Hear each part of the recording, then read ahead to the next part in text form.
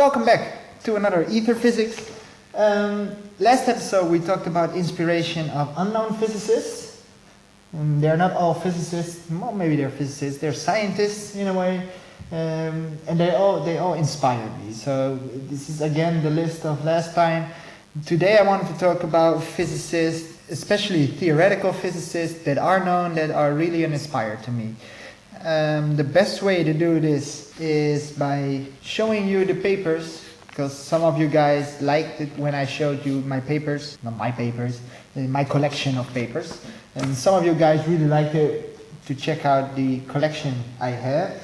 And I have this collection, I don't think I have them all, but most of them in my Google Drive. And I usually have that in the description of the videos. Let's check it out.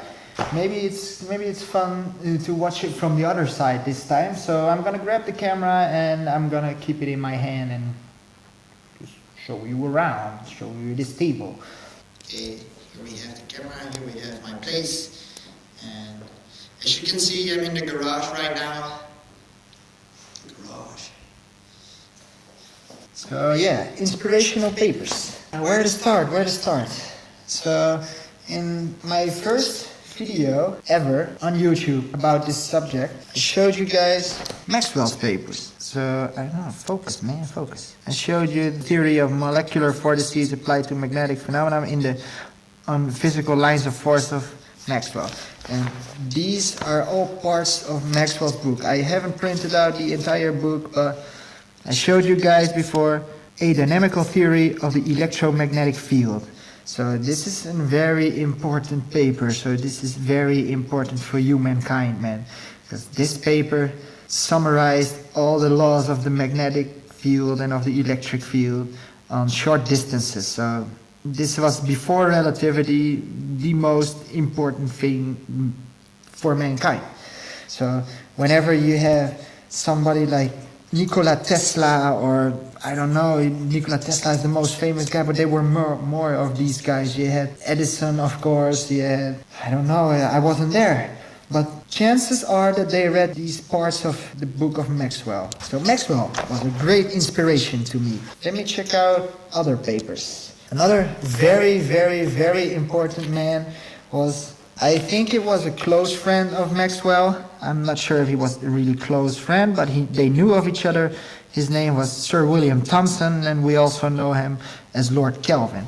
And I showed you before in a video that Lord Kelvin had the idea that atoms were all built of vortices of ether. So he really convinced me of this idea. Let me search for more of his papers. Oh, here. Took me a while. So here we have William Thomson, and he was the first in real scientific papers that drew ideas of vortices, of rings combined together, of the trefoil knot. And I drew in this paper red and blue indicating the rotation of the vortex. So red would be, for instance, inside the paper, and blue would go outside of the paper, or vice versa, it doesn't matter. It could roll positively or negatively. And he had different kind of ideas and some formulas. I had to rewrite them because I couldn't read what actually was standing there, because it was very, very small and very smudgy, because this is a really old paper, because it's from 1875. So that's a really long time ago. Physicists around the world still use the ideas of Sir William Thomson, Lord Kelvin. Here another one on vortex motion by Sir William Thomson. And that was a great inspiration for me on a mathematical scale. So you have a lot of mathematics. And as you can see, I drew some things so that it reminded me of Maxwell's work. So these are in Maxwell's work as well. But they're all talking about fluids, an incompressible fluid. As you can see here by the equation of continuity for an incompressible liquid being blah blah blah blah blah blah. I'm not want to get way too deep into the subject. Maybe we can one time. So yeah, William Thomson. And who else? Who else was a great inspiration? Niels Bohr from quantum mechanics. And while we're on the subject of quantum mechanics, of course I read the paper quantization of problem of proper values. And this is by Schrödinger. He uses the Hamiltonian to explain the idea of energy in an atom. Very interesting, very hard to read. Here we have Rossby. So Rossby is very new in kind of way, because these other guys are from 1926, and Bohr was 1913, but this was 1867, so that's really old compared to 1937. So this was after the idea of relativity, of quantum mechanics, and he talks about a relative vorticity in this paper. So very interesting and very mathematically hard to understand, but an interesting paper it is. About electricity and motions of electricity from Kirchhoff. Very interesting. It's not from 1994, that's the translating date. The date of the paper is 1857. Very interesting. So he talks about, in a way, vorticity in the cables. He talks about the ether. And this was before relativity, but a great inspiration. This is an old paper. This is Coriolis' paper from the Coriolis force. That's why everybody calls it the Coriolis force, because this paper is really old. This is from 17 something. I'm not quite sure. I don't know exactly, but this is pretty old. Very interesting, but it's in French. I couldn't find a translation in English or Dutch, because I'm from Holland, so I like Dutch. But yeah, interesting. Helmholtz. Oh, you have a nice picture, man. It was a great inspiration to me. Very inspirational. Because he writes on the integrals of the hydrodynamic equations that correspond to vortex motion. So again, a lot of mathematics. The cool part about mathematics is that whenever somebody is writing in mathematics, he summarizes the text in a way that you can understand. So whenever you read mathematics and you recognize mathematics, you can see the resemblance between some papers that are around. So yeah, Helmholtz, very inspirational. It's a really long name. The theory of the Pekletnev effect based on general relativity, anti-gravity force due to the perturbed non-holonomic background of space. Very interesting. This paper is about the Pekletnev effect, the one I described in my last video.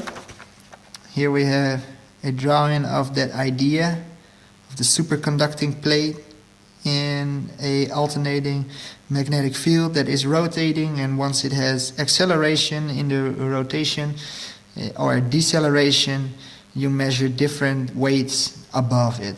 Very interesting paper and very mathematical. So this one gets out of hand pretty quick, as you can see. It's even harder to understand. This is one page full of mathematics, so come on, man. That's way too much. That's too hard for me, man.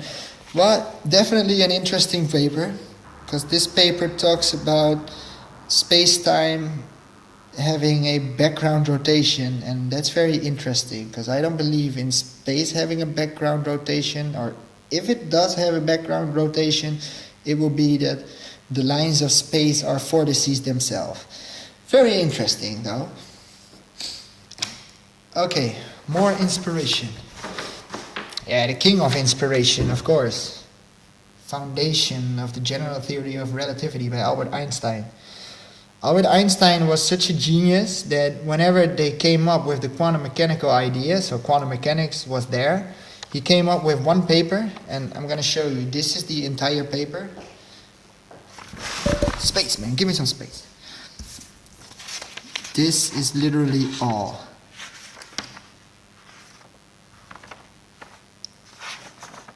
Not even 4 pages, and he destroyed quantum mechanics in it. So that is why he is awesome, because quantum mechanics was this huge idea by Schrödinger and Heisenberg and Bohr, and Albert Einstein didn't like it, so he destroyed it. Come on, focus. More of Albert Einstein. So I read a lot of his works. Well, maybe I read all of his works. I'm not sure, because these aren't all. There are a lot on the internet as well. The mechanical theory of heat of Clausius. We've talked about this in older videos. Yeah, this is not the entire book, but these are a couple of, how do you call it, chapters. So, introduction, first memoir, as you can see the fourth, so I don't even print it out, the second and the third. But as you can see, pretty big ass book, 327 pages. And I think I showed you before in my first video that it ended with this awesome equation. Pi equals pressure divided by temperature. Interesting paper. One new paper I found was of a Dutch physicist, and it's called On the Origin of Gravity and the Laws of Newton by Erik Verlinde. And it's a big paper, and what he talks about is that gravity might be an entropic idea. He does not talk about the ether, but we ether physicists know that he's talking about the ether. Here we got some extra papers. This is a very impressive paper.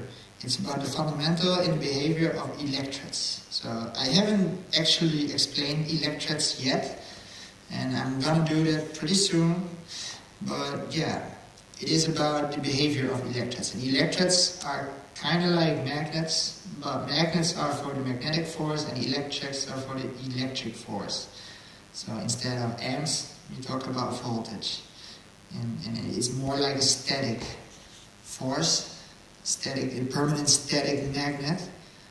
It is statically charged, but it won't lose its charge when you touch it. So the electrons, as we know today, we say that when something is statically charged, it has free electrons on the surface. So this acts like it has free electrons on the surface, but once you charge it, or once you touch it, it won't discharge, as static objects normally do. Very interesting paper. It has practical ideas, so they tested things out, they made graphs of the voltage and the days, and they have their own idea. They use these mathematical equations to explain it about resistance and about what else, the voltage and the capacity. And this paper is written in the year, I don't know.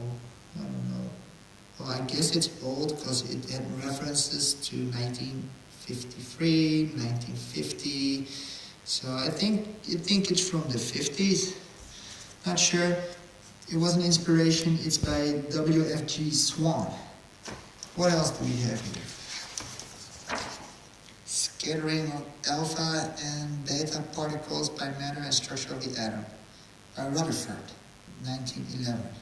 I can't remember what it's about. I really can't remember, but it must have been about atoms. One of the last, the novel gravity probe B frame dragging effect, explained in a way as if there is an ether. Very interesting. Notations. And right after this paper, there was another interesting paper. This final paper is not from the same guy. What's he called? Oh yeah, Bartini. Relation between physical constant by Bartini. He talks about having a vortex-based, torus-based shape of space-time, and how it's the most probable form or most probable dimension, and he talks about a 6 + 1 dimensional space. So 3 dimensions for me, 3 dimensions for you, and 1 dimension of time. So that made some sense in a way. And he had some graphs by some calculations why it's the most probable setting for our space-time. He used, as you can see, I marked it a little bit unclear, but he used the vortex formula. So very interesting. Vorticial torus, and that's the vortex formula, which we use as well. Okay, I guess that was enough. Let's put the camera back. All very interesting papers, and if you are blessed with the knowledge of mathematics, then it's definitely worth it reading the originals written by the original writers. Because nowadays at school they teach us summaries of what those people said, and the summaries of what they said are usually combine it with the way we see nature at the moment, but you don't actually know what they wrote themselves unless you read it. You hear a lot of, Albert Einstein said this, or Nikola Tesla said that, or Maxwell said that. The only way to really know what they said is read it yourself. And once you read it yourself, you get a better grasp of what was actually going on in that time. Those were my favorite physicists of last century maybe of history, and I hope this video was inspiring to you, and if it was, be sure to like this video. Like this video. And if you have any questions about any of the papers, or if you want me to go in depth or explain the papers themselves, so you want us to actually read the paper together and maybe explain the mathematics that's inside the papers for as much as I can try and explain what's written in the papers. Be sure to leave that in the comments. And as always, thanks a lot for watching, and see you next time.